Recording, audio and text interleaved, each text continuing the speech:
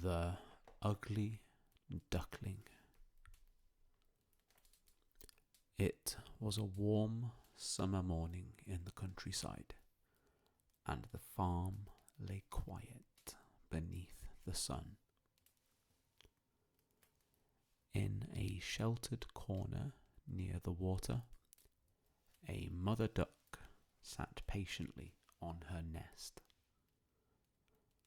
Around her were tall grasses and wide green fields, and nearby the pond reflected the slow movement of the clouds above. One by one, the eggs beneath her began to crack. From the first, a small yellow duckling emerged. Then another, and another, each one shaking itself free and peeping softly. Soon the nest was lively with movement and sound. At last, only one egg remained. It was larger than the others, and it had been slow to open. The mother duck waited, shifting her weight carefully, until at last the shell broke. Out came a duckling that looked quite different from the rest. He was bigger, greyer, and more awkward in his movements. His feathers lay unevenly, and his neck seemed too long for his body. The mother duck looked at him closely. "Well," she said at last, "you are certainly not like the others. Still, you are mine." She gathered all her ducklings together and led them toward the pond. At first, the strange duckling swam just as well as the rest. He followed his mother and tried to stay close to his brothers and sisters. But wherever they went, others stared. Some of the farm animals whispered. Some spoke aloud. "He is very large," said one. "And not very pretty," said another.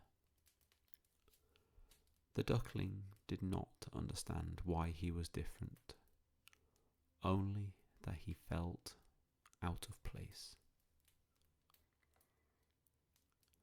Days passed, and the whispers turned into unkind remarks. The other ducks began to push him aside. Even his brothers and sisters grew tired of his presence. At last, feeling lonely and confused, the duckling wandered away from the farm. He walked through tall grass and across open fields until he came to a marsh where wild ducks lived. For a time, he stayed there quietly, keeping to himself. But even there, he did not quite belong. As autumn approached, the air grew cooler, the leaves changed colour, and the days shortened. One evening, the duckling saw a group of large white birds flying overhead in a graceful formation. They were swans. Their wings moved slowly and powerfully, and their long necks curved gently as they passed across the sky. The duckling watched them until they were gone, feeling something he could not name. Winter came soon after. The pond froze over, and the world became still and pale. The duckling struggled to find shelter and food. At times, he rested in quiet corners, conserving his strength, waiting for the cold to pass. Eventually, the frost softened, snow melted, and the earth warmed once more. Spring returned. One morning, the duckling found himself near a large, clear lake. The water lay smooth and calm, reflecting the blue sky above. Around the edge of the lake, reeds stirred gently in the breeze.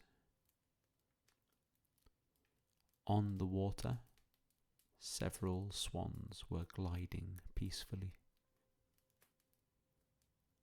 The duckling felt tired and unsure, but he moved toward them anyway. He expected to be chased away as he always had been. Lowering his head, he approached the water.